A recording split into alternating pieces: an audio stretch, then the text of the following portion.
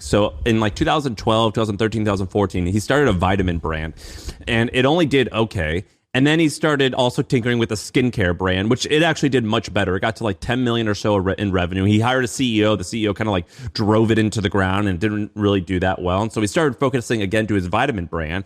And he's like, look, it's doing okay. But who's the best customer of a vitamin company? Dogs. Because this is it. I'm not disparaging him, but like, do they work? Yeah, why not? Like Fugazi, like yeah. Welcome to Fugazi Inc. We make supplements for dogs. They'll never tell you if it works or doesn't work.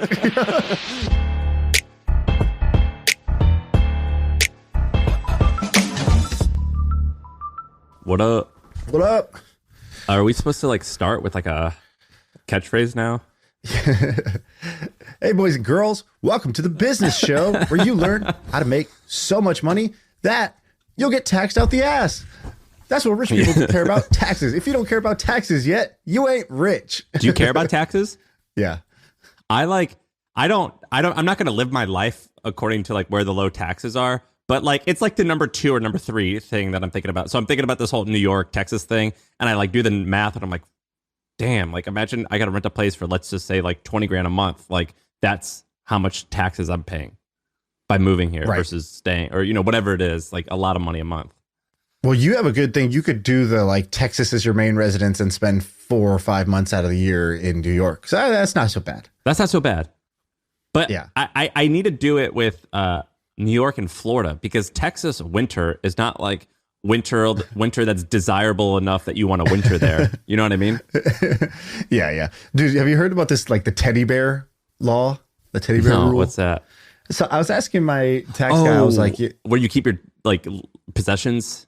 Yeah. Basically, I was like, so what's the rule? Is it 6 months out of the year? What does it take to have residency in some place? And he was like, well, there's a bunch of little factors. He's like, there was a famous case with Derek Jeter, the New York Yankees shortstop. They're like, Jeter played for the Yankees in New York, but he didn't want to pay New York taxes. He wanted to pay Florida taxes because he's like, look, this is my home. This is where I live. Blah, blah, blah. They're like, but you also have an apartment in New York and you play in New York. So you work there.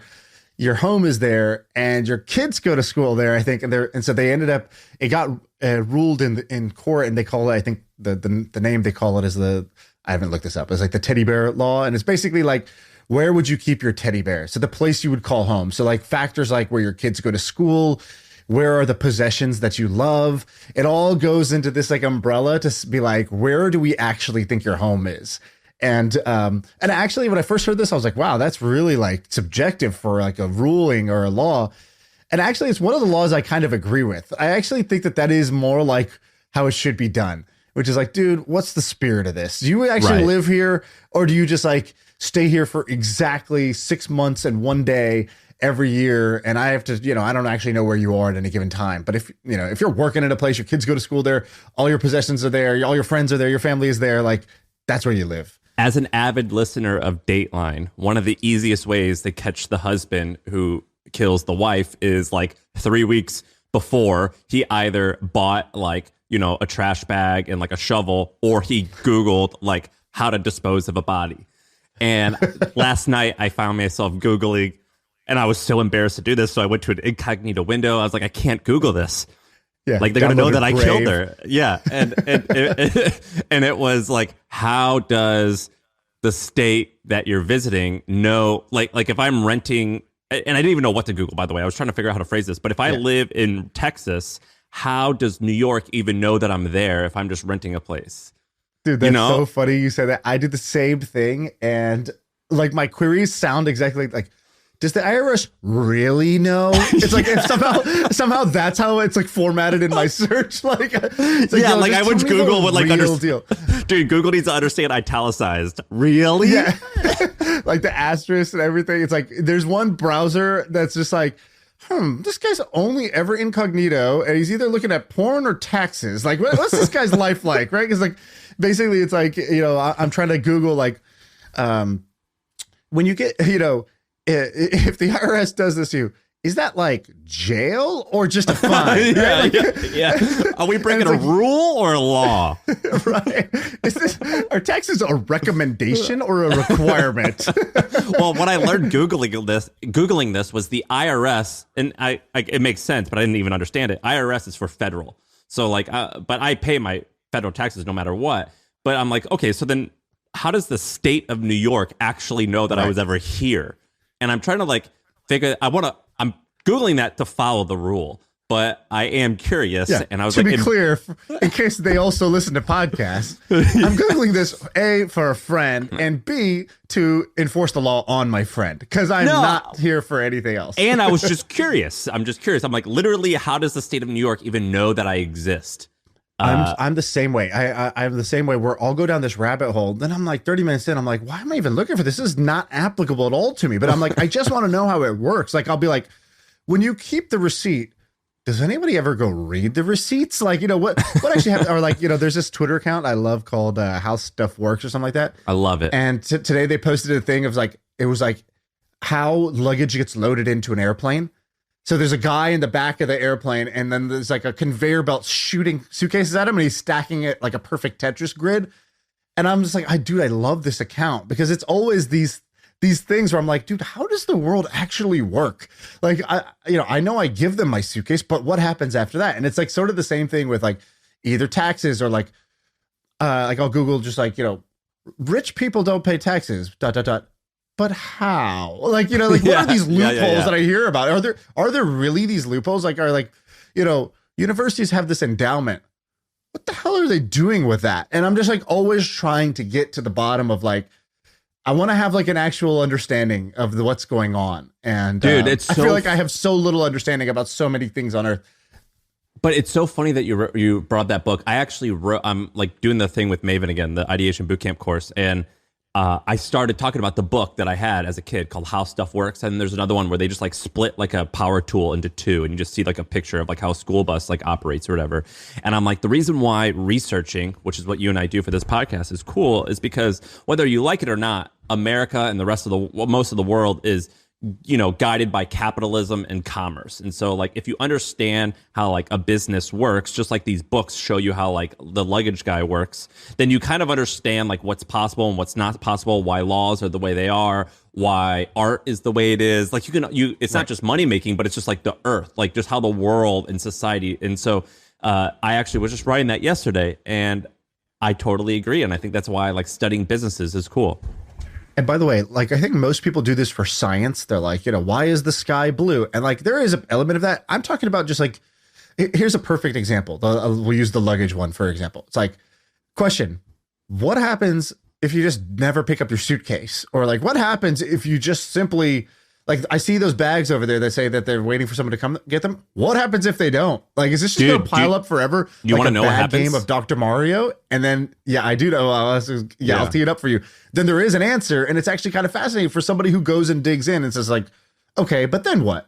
Right? Or like like a kid, like, well, why do they do that? And why do they do that? Yeah. And why do they do that? And then you get to, what's it called? Unclaimed Baggage or whatever it's called. Like that. What's that? Was that the name of the company? So basically The Hustle wrote about it. So if you Google like The Hustle Unclaimed Baggage, there's a company in like rural Alabama, I think it's Alabama or Arkansas, called Unclaimed Baggage, and they sell $300 million a year worth of unclaimed bags, and it's like a huge thrift store, Right. And same thing with like the shampoo at a hotel. Like, I use this thing once. What do they do with it? Do they just refill it and give it to the next person? I'm curious. What do they do? It's like, oh, actually, there's a whole company that recycles these. They take the half-used shampoos from hotels, and they tell the hotel, hey, we'll pay you nothing for it, but we'll come collect it for you. We'll take it off your hands because you can't give that to the next guest.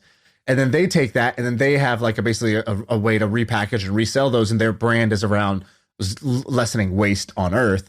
And that company does extremely well. And so you actually find companies at the end of all these, because again, this is like a giant little business ecosystem, just in the same way that like, there's plankton that eats stuff off the whale's head or whatever. It's like, basically there's a little business that's going to solve every one of these edge cases all around the world, right? There's a person whose job it is to do that thing. And if you keep going far enough, you'll like find those little nooks and crannies.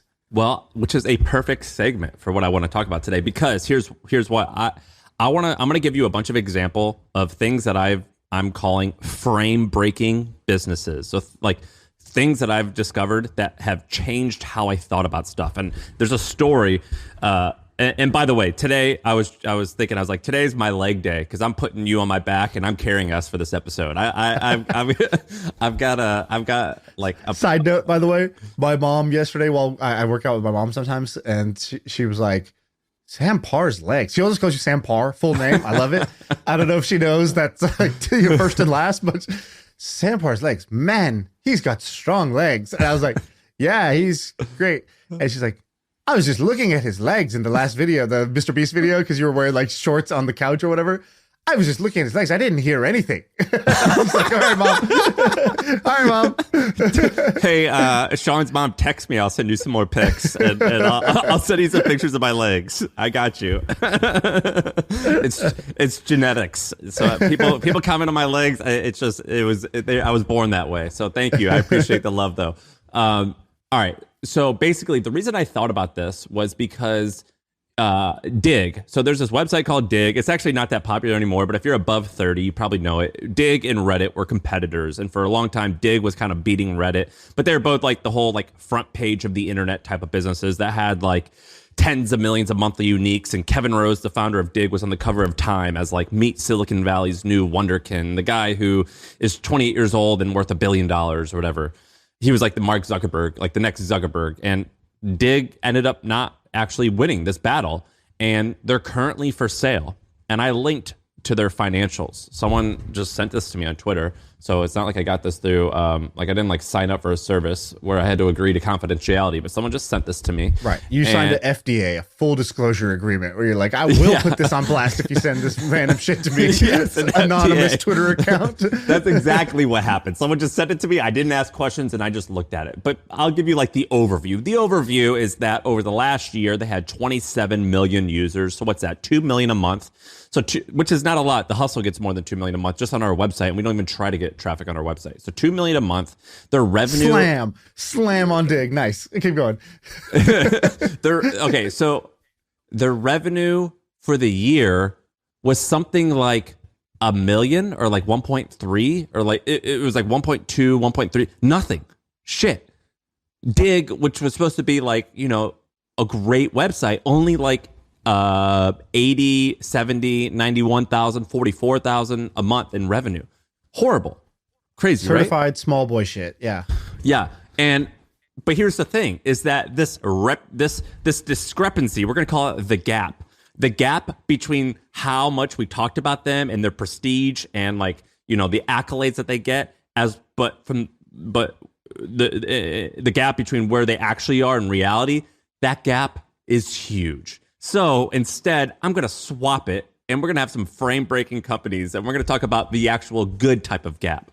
And I want to show you a few businesses that people don't talk about that are actually phenomenal and really interesting. So I'm going to give you the first one. The first one we maybe talked about before, but I was looking at Michael Bisping. Michael Bisping is a YouTuber for MMA, and a VPN company sponsored him, and I thought that's kind of strange. So I just Googled like what's a good VPN, and maybe I'll start buying a VPN. Basically, a VPN, if you're in America and you want to like tell the internet that you're in Europe, you use a VPN. Or if you're in like North Korea or one of the Koreas, whichever one this would apply to, and you want to act like you're in America, you use a VPN. Or if you just want to like just search the web anonymously and you want to Google stuff about taxes, and that's what the VPN is for. And so I Googled best VPN, and I came across this website called Comparitech that was kind of intriguing. So I linked to it. Do you see comparitech.com/VPN? So I started reading it, and I was like, this is kind of an interesting site. And I looked them up on SimilarWeb, and they get millions of views. And I scroll all the way to the bottom, and I notice that they're based in England. And the thing about England and the UK is that if you're a UK company... Name all the things you love about England. Maybe the tea...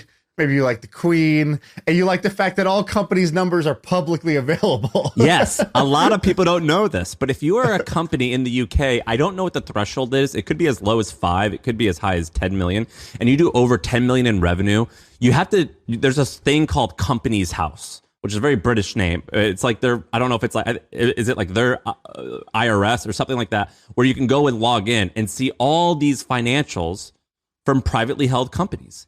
And I was curious about this little website called Comparitech. So I went and looked it up on Company's House.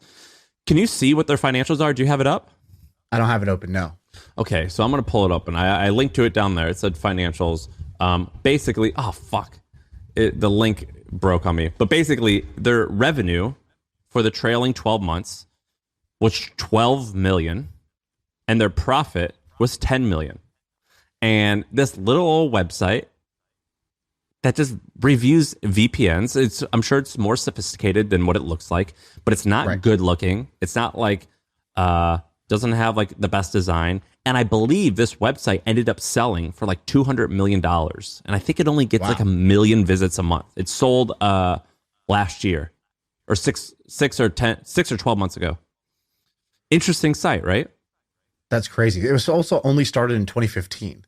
So sometimes I see these sites that I'm like, oh, wow, this thing gets so much traffic and they just send clicks out to whatever. You know, basically, their business model is they write about which VPN to use, and then they link you to the VPN and they get a kickback from whichever link you click of the 10, they'll get a kickback from all 10 for, you know, some dollar value, right? If the VPN says, cool, every customer's worth $300 to us, we'll pay $100 to anybody that refers as a customer.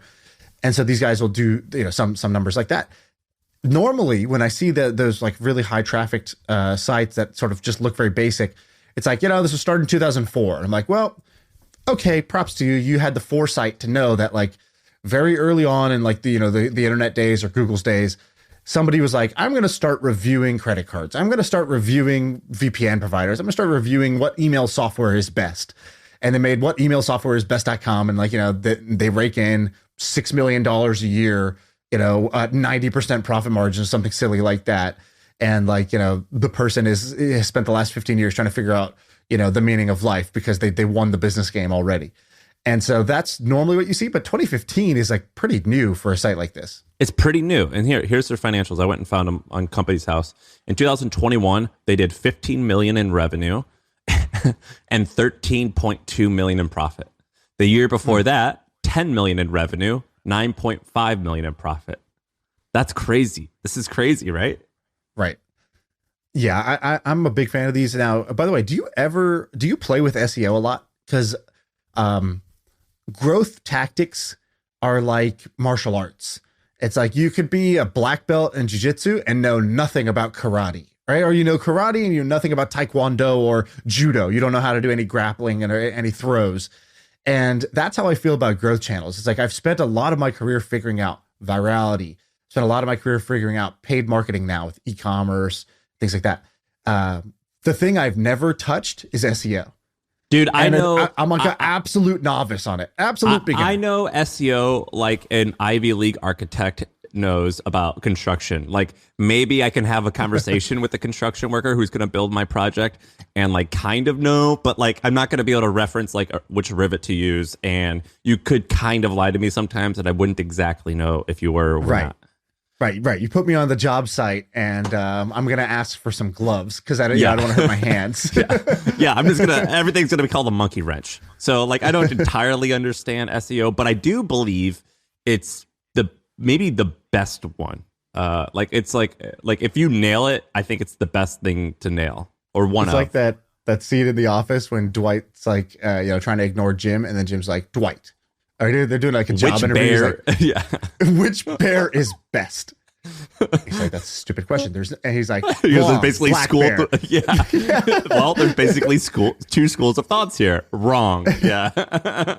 that's how I feel about like, is SEO best? It's like, I don't know, is a brown bear best or is a black bear best? Right? Like every one of these growth channels is like has something awesome and then something terrible. And the one you're in, you know it too well usually, and you're like, this thing is awful. I wish I could just go on Facebook and spend money and spend $1, get $2 back. And the Facebook guy's like, oh my God, you can get free traffic on Google. And the Google guy's like, holy shit, this thing grows virally. Wow, what is that? And so I think there's no best. I would agree. And by the way, this site Comparitech, it was sold for over $100 million, I believe, this year in 2022. for like 150. All right, give me another frame breaker. That's a great first one. All right, another one. A company By called... the way, can I give a PS here just in case something good happens? A PS is with the Milk Road today. We run our business model is newsletter ads, and I had asked Ben. I was like, Ben, if we were going to sell a product, our own product, instead of advertise other people's products, what product would work best? What bear is best, Ben? And he was like, VPN, dude. He's like, we should just launch our own VPN. Fits the audience. You got to come up with a better name, business though. model. We just have to buy an existing VPN and plug in our distribution. And so if anyone has a VPN they want to sell me, I'm happy to either buy one or build our own. Yeah, you got to come up with like some cute branding, like VP Nope. You know what I mean? Like, you can't track me. You know, like, you got to come up with something cute, just like you did with Milk Road and Silk Road. I think we got to just get rid of VP and N. That's just too whatever. It needs to be like, whatever, Mysterio, or like, some like, secret juice. And it's like, oh, I use secret juice. I'm on board with that. Don't tell, Yeah, just call it Don't Tell Mom. All right, the next one, Quinstreet. Have you heard of Quinstreet? No. All right, Google Quinstreet and go to their website for me. All right, I'm going. And tell me like what my guess is, I thought this was a fashion brand if you had told me nothing else, but okay, I'm guessing it's not. All right, Quinstreet, I just see a guy and it says where performance drives digital.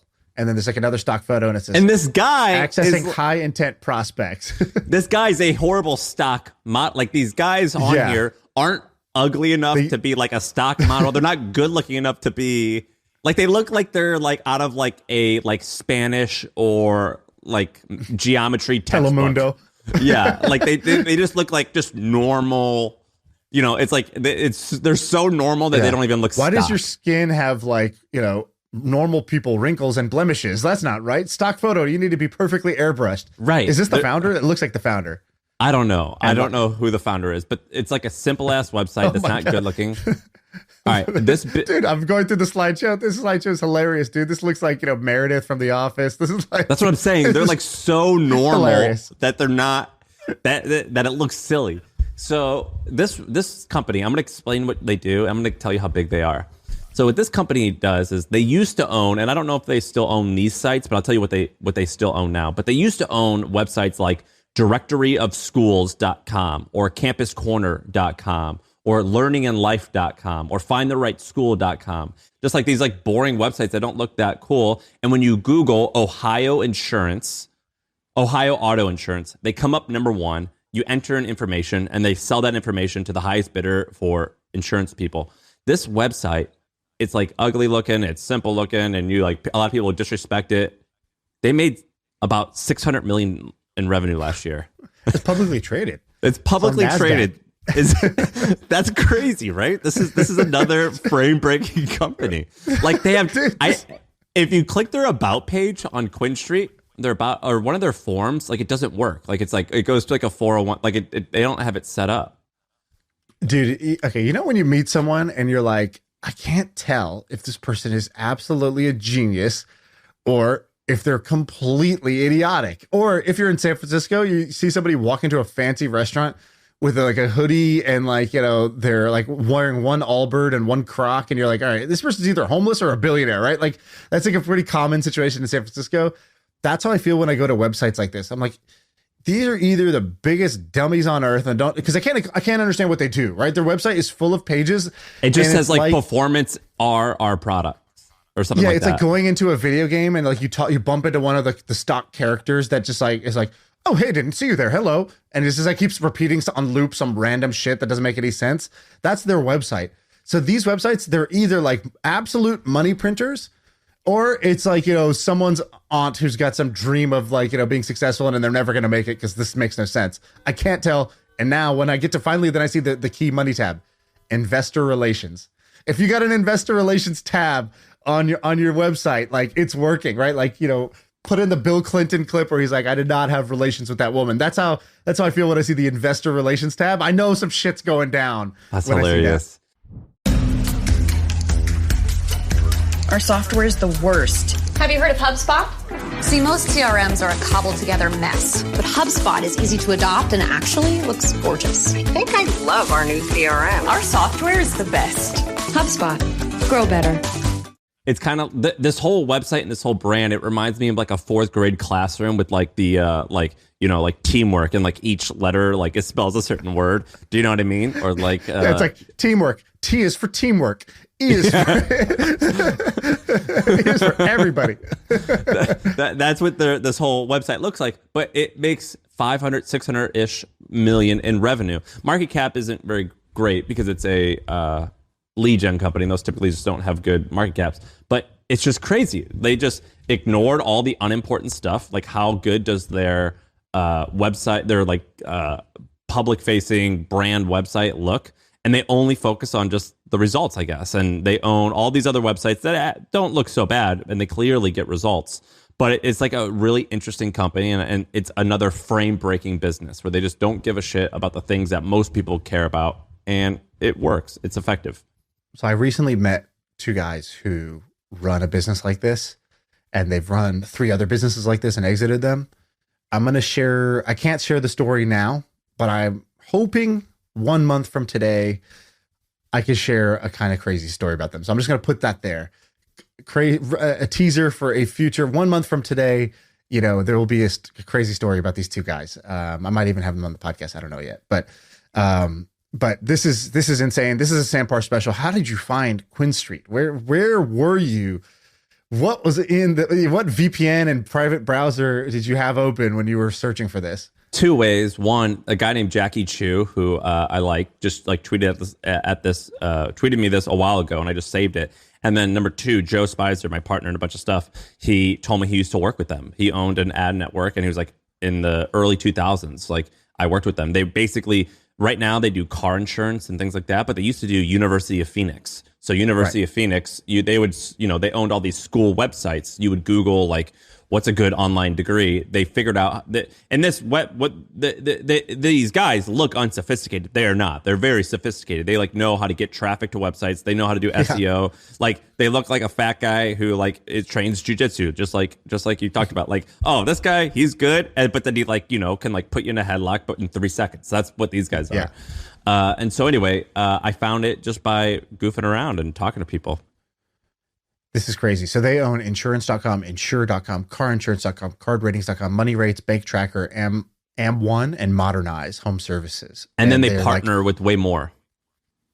It's wild. By the way, that's a really great source for info is talk to people at ad networks. Yeah, they know everything. People who like work at Google Cloud or AWS, they know everything. They see everything. They know who's making money and who's not. They know who's getting traffic and who's not. And like, if you ever wanted to go figure out your next gig, go be like, yeah, I'll be janitor at this like mobile ad network, or I'm going to go be janitor at AWS. My payment, all I need is like login credentials into the dashboard, right? I'll be a account rep for high value clients. And therefore I need that list of the high value accounts that we have. And you basically just mine that. And you're like, all right, which one of the, who am I going to copy? Right.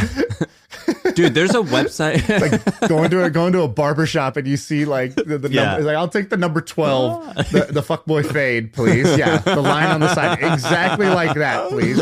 Do you guys do eyebrow lightning bolts? No? Yeah. Okay, fine. I'll take the number 12 then. That's so funny.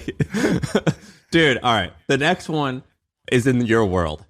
Not just because he's an Indian guy, but because he's an econ guy. Come up with some reason that it's not just that. I don't know, man. Indian entrepreneurs, you guys are taking over the world. I'm sure you guys all are part of the same tribe. You know one another, kinda. There's only 1 billion of you. So this guy, all right. So I was looking at the Inc. 5000 list. Of all the lists, that's the only one that like kind of matters. It's still, you could still Does game it. Does it really, dude? I see this all the time. I see the random ass, some digital agency that I've worked with that does nothing special. They're like, we're a 3-time Inc. 5000 winner. I'm like, well, you can still game it. Off of? You could still, it's supposed to be based on revenue, and they're supposed. So I don't trust Inc. anymore, but I used to, and when I did, okay, let's. I clicked the link for 2022. BlockFi is #1. BlockFi basically just went out of business like 3 months ago. So I think that tells me everything I need to know about you and your goddamn list.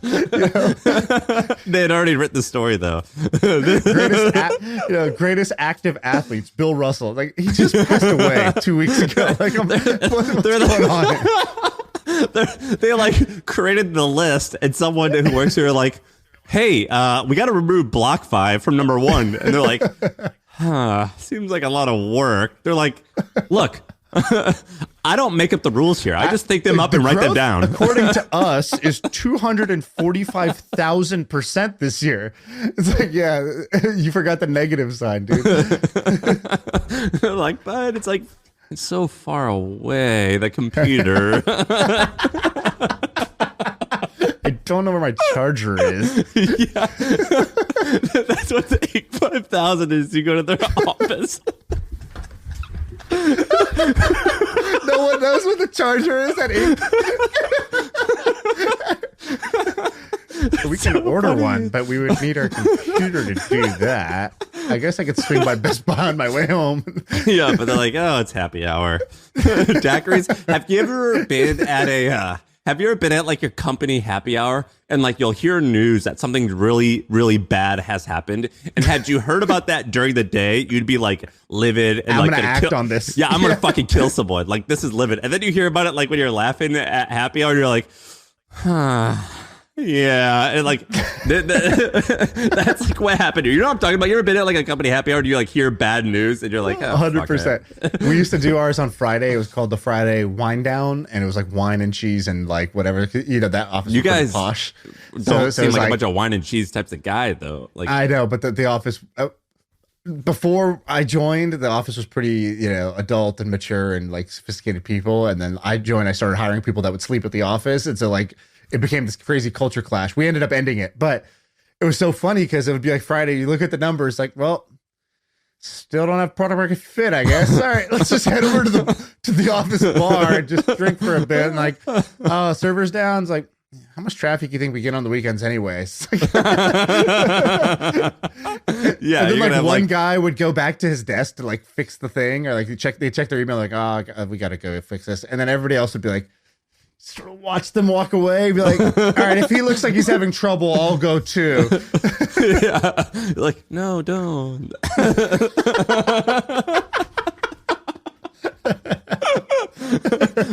That's how you talk. It's just the voice of like, well, let me know if you need anything.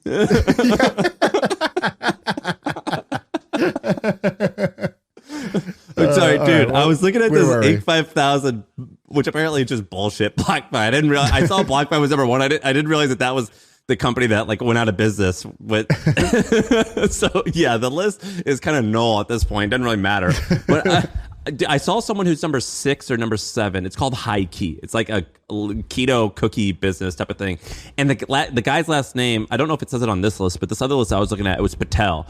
And they used his real name, but I was like, wait, I think that sounds like AJ Patel. So who I recognize. And Highkey was like 6 or 5. Do you see what it is on the list? Yeah, it's number 5 or 6. Yeah. And they grew by 41,000%. I think that just means 41x, right? So like if it was $1 million, they'd do 42 million now, or 41 million. Yeah. Again, these numbers. By the way, my new favorite word, fugazi. Have you ever heard this word? Yeah, it just means like fake, right? Yeah, but I'm all about the word fugazi. I feel like I can own this corner. I don't know anyone who says it, and absolute pleasure, absolute treat to say that word. Fugazi. It's like, well, it's like the most popular line in Wolf of Wall Street. Fugazi, Fugazi. Okay. Yeah, he goes, it's all Fugazi, fake. Just carry the 12. Like I just can't do this type of math. So this guy, AJ Patel, he started this thing called Highkey, which I would imagine is in the 30 or 40 million range. But listen to this guy. So he's probably in his later 30s, probably 35 or 36. So in like 2012, 2013, 2014, he started a vitamin brand, and it only did okay. And then he started also tinkering with a skincare brand, which it actually did much better. It got to like 10 million or so in revenue. He hired a CEO. The CEO kind of like drove it into the ground and didn't really do that well. And so he started focusing again to his vitamin brand. And he's like, look, it's doing okay. But who's the best customer of a vitamin company? Dogs. Because this is it. I'm not disparaging him, but like, do they work? Yeah, why not? Like Fugazi, like yeah. Welcome to Fugazi Inc. We make supplements for dogs. They'll never tell you if it works or doesn't work.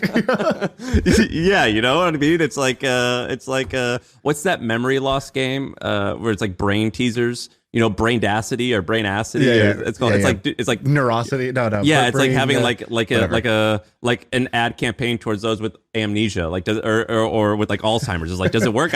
Yeah, maybe. So that's like what like these vitamins for dogs are. Like, who knows if it actually works? And he starts growing this company, and he pivots from like normal vitamins to dog vitamins, and he starts growing this thing, and it takes off after a while, and he kills it. He gets to 25 million in revenue, and then he sells part of it to a PE company, and he took $60 million off the table. Then he grew it for another 3 years and sold it for like $650 million, and he still owned like half of it. So collectively, he made $400 million at the age of 32. And this guy isn't in Silicon Valley. He's not in New York. He's not in Brooklyn. He's in Orlando, Florida, capital of jorts. Jort City, USA. Jort City, white New Balance town, we USA. have like 22 listeners in Orlando. They all just collectively looked down at their lap and came back and nodded like, well, fact's a fact, baby. Yeah. Like England or Illinois is the land of Lincoln. Florida is like land of Dog the Bounty Hunter. And that's where he's born in India, Indian immigrant, came over, decided for some reason Florida's the place, and knocked it out the park.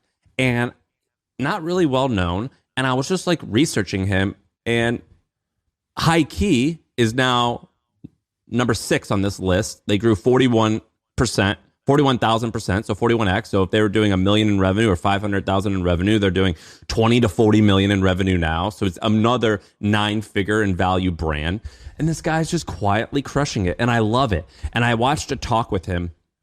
There's this website called capitalism.com. Dude, I'm reading the transcript of that talk right now as you speak. It's pretty crazy. So let me just recap. This guy's known mostly for, he sold Zesty Paws, that company, for 600 million, I think, right? So the it was over in the transcript. He says, yeah, the public number is 600, but it actually got raised a little bit higher. Wow. And he also has Highkey snacks. In this thing, it says his first business, like his first kind of side hustle was he was selling. He's like, I played Zynga poker and I got to $1 million. By the way, I did this exact same thing. That's why this stood out to me. I told you guys are brothers, man. You guys are cousins. Now I know the connection. So he got to $1 million chips. He sold it for $37. I did this on PokerStars. I grinded my way. I accumulated $1 million. That was my actual first million. It was $1 million fake poker chips on PokerStars, and I sold it for $13. And I tell you what, I've never felt like more of a prostitute in my life. I was like, wow, I just worked so hard for like 3 months to get just grinding the free money game. And I got to $1 million chips and I sold it for $13 via PayPal. And then I proceeded to lose the $13 immediately on the real money tables. And I was like, I never felt like, you just had to go take a shower. I feel dirty. Yeah, I Googled like, can I declare bankruptcy just out of embarrassment? And like, is there some like version of that? Because I was so embarrassed at like the terrible trade I had done. He said he did that same thing, and he started doing that as a market, basically on eBay. And I think he made like 100 or 200 grand just doing the fake poker chips, like buying and selling, basically. Which is, it's kind of like, it's kind of like a kid being good at chess when they're 6. Like if you're doing that on eBay, it's like, yeah, you're gonna, well, just here's all my money. Just hopefully you'll figure it out one day. Just get me back when you can. Like that's what you do when you meet people doing things like that. That's like just a we need this guy on, and I'll give you 2 I'm talking to him. I've been talking to him on Facebook. I got him. He clearly has, he comes from he's cut from the same cloth. I don't know what kind of cloth that is, but it's definitely our cloth. Whatever. We'll assume it's silk. But dude, this guy, I started becoming friends with him on Facebook. Never talked to him in my life. There's a software that I needed to use. I don't want to out him, but there's a software I needed to use, and it's like 10 grand a year. And I mentioned to him that I use it. He goes, "Oh, here, I have an annual subscription. Here's my password." And he's been letting me use this free like $10,000 a year subscription. So this guy is my guy. Man. Yeah. Yeah. And so what's the second reason why we need him on here? Because I just Googled his name, AJ Patel. Now, here's a guy, sold a company for over 600 million, sold another company, got Highkey snacks, he's sitting on store shelves everywhere across the country. Guess what Google puts up in the like, Google thinks I'm talking about Patel AJ MD, the doctor in San Francisco. Dude, no matter what an Indian guy does in business, the doctor is still number one. He's still at the top of the ranks. And so he needs to come on this pod so we can get this guy's SEO but up it's like, so that he's number one. What's Jessica Alba's company? Honest, the guy who started that, his name's Brian Lee. He started like that, Shoe Dazzle, and like LegalZoom. If you Google Brian Lee, like he ain't coming up. Oh, dude, it's a wrestler. It's a guy who looks like Undertaker or like the Big Show or something. Yeah, like Brian Lee. Like it doesn't matter if you're a billionaire or not. You can't. Which, by the way, fame is always way better than money. So wrestling beats being a billionaire. But this guy, in his talk, he said something amazing. So he hired the CEO to run his skincare brand, and he says, yeah, like it stunk. This guy, like I gave him the reins and I told him to do it, and he totally talked slick to me, and I thought he knew what he was doing, and it didn't work. And the guy goes, the interviewer goes, well, was it a sad day when you fired him? Like, it must have been hard, right? And AJ goes, no, it was awesome. Firing him was so easy because he was so bad, and I felt so great, like getting rid of all the dead weight. And I look at business as a living organism, and like I have zero emotional attachment if someone doesn't serve the business, and I'm willing to fire myself or anyone else, and I have zero sadness about it. And I saw that, and I was like, hell yeah. I call that, you know what I call that? I call that Korean convenience store owner energy. You remember, here's why. You remember like the Rodney King riots, like in the 90s? You remember these pictures of like the Korean store business owners with like shotguns standing on top of their, like, they're like, no, let's go. I was talking to like some people I invested in the other day, and they were telling me about their business and like how they're like, things aren't going that well. I'm like, well, can you do me a favor? Like do a screen share. Let me see your calendar. And like it was totally open, and like they hadn't booked a lot. Like I'm like, what? I'm like every morning meditation, afternoon walk. I'm like, dude, from 8 a.m. to 8 p.m., you have to have sales calls set up with prospective customers. And like, don't give me this nonsense of like, oh, well, it went out of business, but we learned a lot. Or like, like we just couldn't, or the things that you're suggesting, Sam, they don't scale. I'm like, no, dude. Right now, you need to have that Korean store owner energy where it's just like, if you don't make this work, you don't feed your family, and maybe you're going to get deported. Like you need to have that, like that energy of like starvation with a side of deportation is how Sam likes his dishes served. Dude, you have to have that energy sometimes. Like, of course, like once things going well, you got to get like beyond like scale and all that stuff. But like early on, call yourself a startup. It doesn't matter what you call yourself. You're just a convenience store owner, and like some convenience stores, you go there and they have every type of kind bar you could ever imagine. That's where I'm going. Other type of convenience stores, like, they don't have what I want. I ain't ever going there again. You got to be that convenience store that has every kind bar, every Cliff bar, has a shtick, and it's just grinding and knows your name. And they are willing to call me like, like, what do you want? The usual? That's what like a lot of startup founders need. And so this guy, AJ Patel, he's got that Korean store business owner energy, that like immigrant hustle. I love it. Yeah, he's great, and that's great. And I feel like we know so many people that it's like I meet with them and I hear them talking, and it's like, let's just fast forward to the part where you write a Medium article called "My Next Chapter" or "Our Next Adventure," and then you're gonna sign off saying "Onwards." Yeah, like you're a fucking captain of a ship in the 1700s, like. Ahoy, matey, your business is failing. Wake up, do something. Don't just sit there and lose and then go work at Facebook and write my next chapter. I'm so excited to lead, digital ad products at Facebook now for the next 2 years of my life before I go out and do this same stupid thing again. It's like, wake up, go figure this out, right? Figure out something that's going to work. I don't care what you do. I don't even care if it's bad, but like, I need to see some serious action being taken, and like realize your shit is not working. And like I invest in startups, and I know that the name of the game is you're going to lose most of your money and only a few are going to like return all the money. But when I hear like their updates, I'm like, all right, I'm okay with swinging and missing. I'm not actually okay with it, but I know that's part of the game. and it's just a numbers game. But for those not swinging, it doesn't matter if I only invested $5,000. I reply and I'm like, oh, you're losing and you suck for these reasons and you need to improve because I give you my hard-earned money so you can have a good shot at trying something, and you are not trying or taking a good shot, and that's pissing me off. And I told some of my other angel investor friends, and they're like, well, I kind of feel that way, but I never say that. I'm like, what do you, like, what? Why not? Why wouldn't you say this? It doesn't matter how little or how much you invested. You gave your hard-earned money to someone to, like, take a swing. Step to the plate, dog. Like, swing. But don't, like, give me this nonsense. We have this phrase I use in all my companies, which is that, all right, people are going to make mistakes, but there's two types of mistakes, and you have to decide when you make a mistake, which one is it? Did you make an error of action or an error of inaction? An error of action is you tried something and you did it wrong, or it didn't work, or it had a bad result. But you were trying really hard to do something and you just messed it up. That's okay. That's a fumble. No problem. Then there's an error of inaction, which is your mistake was that you didn't do something. You didn't think about something. You didn't anticipate it. You didn't plan. You just forgot to do something. You dropped the ball. And that's the unforgivable one, right? So it's like, I'm always like number one to be like, bro, no problem. This was an error of action. That's great. I love errors of action. That's how you get better. And like, never feel bad or sorry for an error of action. For an error of inaction, I now have a problem. And so I feel the same way with founders that I invest in. It's like, some of them, I'm like, oh man, they're just banging their head against this wall.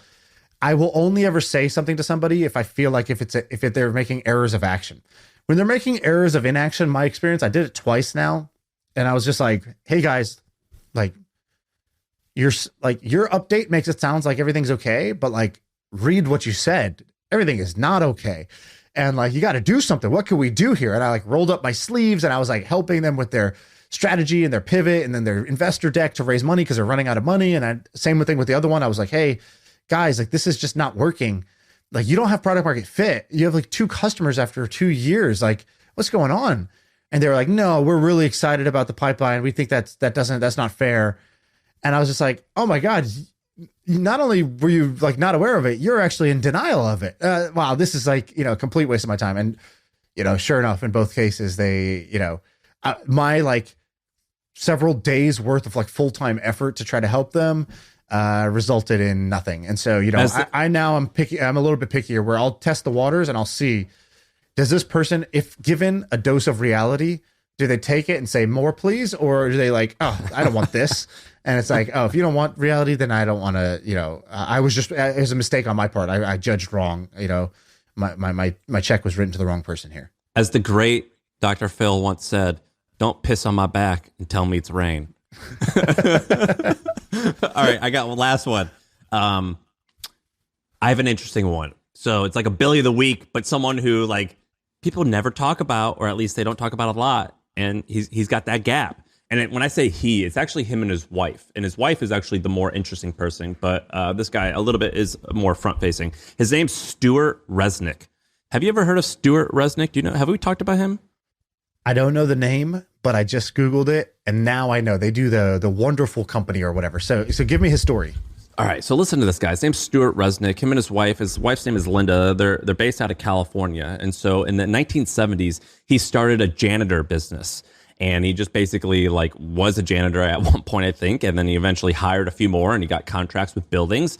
And once he was in those buildings and had the contracts, he expanded to security guards. And at one point he had 1,000 armed security guards on staff. So he like grew this janitor business into a security guard business. And it was amazing. He got some lucrative contracts to LAX and it turned out to be a great business. And he ended up selling it and he made a little bit of money.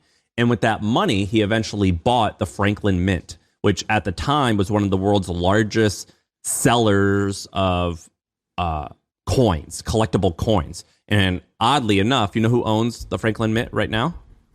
No idea. Former MFM guest, Ty Lopez. Does he really? Yeah. Wow, that was a joke. Yeah, basically, good job. So basically, like in the 60s, 70s, 80s, and even up into the 90s, like all the Marilyn Monroe coins and Elvis Presley coins, the Franklin Mint. They're the ones who started it or who produced a lot of them. And so from there, he parlayed that into a couple of things. And now at this point, his company, it's called Wonderful Brands. They own a bunch of really interesting brands. So they own Landmark Wines. That's not that interesting. Teleflora. Do you know what Teleflora is? It's a pretty big $350 million a year business where you call, it's like 1-800-Flowers, a competitor. Gotcha. But here's the big ones that they own. The first is Wonderful Pistachios. You've seen those at the store, right? Mm-hmm. The second is Palm Wonderful. You know what Palm Wonderful? Yeah, palm juice. Yeah, pomegranate. Yeah, juice. palm juice. And so basically the wife, Linda, she's like, I love pomegranates, but there's no, this was like in the 80s. She's like, there's not really a good pomegranate juice. Let's do this juice. And she goes, you know what? Pomegranate, it's good for your heart. It's what else is it? And she like learns about what it's good for, and she was like, it makes women have like an hourglass figure, like it like is like good for you, and like it's it makes you feel good, I guess. And so she made the bottle like it's like if you ever seen it, it's like a signature bottle, yeah, it's like a signature bottle. Well, they own another company that has a wonderful signature bottle called Fiji Water. So they also own Fiji, which has a square bottle. And at this point, they're privately owned. They're one of the largest producers of one of the largest farm owners in America. So they own almond and pistachio farms, and they do $4 billion a year in revenue. And this says in 2018, they were the wealthiest farmers in the country. Yeah. And this guy, I believe the wife, Linda, she's Jewish, but she's got this like Southern Belle charm to her. Like she's from like Alabama or something. She reminds me of like an old Faulkner novel. Like she reminds me of like a character in Forrest Gump movie. But they're based out of California. And then he's got like a little New York vibe where he like kind of comes off as like cool and hip, but they're farmers. They own, they're huge farmers, and they're like have the best brands out there. Fiji is a great brand. And they created these. They're not just acquiring these, right? No, they made them. Yeah, they make these brands, and they own way more. Wonderful's a really good brand. I love Wonderful Pistachios. And so these guys just kill it. They're just quietly crushing it. And I think at this point, they're like 81 or 82 years old. And I still watch talks with them, and they talk about how they go, well, how do you stay close to their customers? And they're like, well, I just read Twitter all day, and I like read about, and like sometimes I'll like, they're just like us. Yeah, they're just like us. And so sometimes they just like look at like what customer, they're like, we use Facebook, and we just like skim like our page, and we just see like which complaints are actually good and which are nonsense, and we reply, and then we make changes, and we just run our business that way. And they're really interesting people. So that's the Billies of the week. Stewart Resnick and his wife Linda. Wow. Yeah, she looks like the type of person that would give you a kiss on the cheek and then wipe off the lipstick. And you just like, oh, what just happened? Yeah. I love those women. They always smell so good. Yeah. Like going to the bathroom at one of at a woman like that's house is just an absolute pleasure. There's so many things you didn't know, so many scents you didn't even know existed. Like you'll spend 15 minutes just trying to wash your hands and get out of there because it's like, oh wow, this is like a handkerchief instead of like a towel. This is amazing. Yeah, at the end of this, you're going to be an expert on butterscotch candy. Like you're going to know all about and like those little like red, green, and yellow candies that like, what the fuck? What are these things? It's like fruit punch candies. So I love this brand. This is amazing. And by the way, this Teleflora 1-800-Flowers thing, why doesn't somebody create like 1-800-Flowers or Teleflora Flowers as just a ghost kitchen on DoorDash and on Uber Eats? Like, does that exist? Like, why can't I just order flowers? I've seen a flower thing when I go on there, but I think it's like DoorDash's own.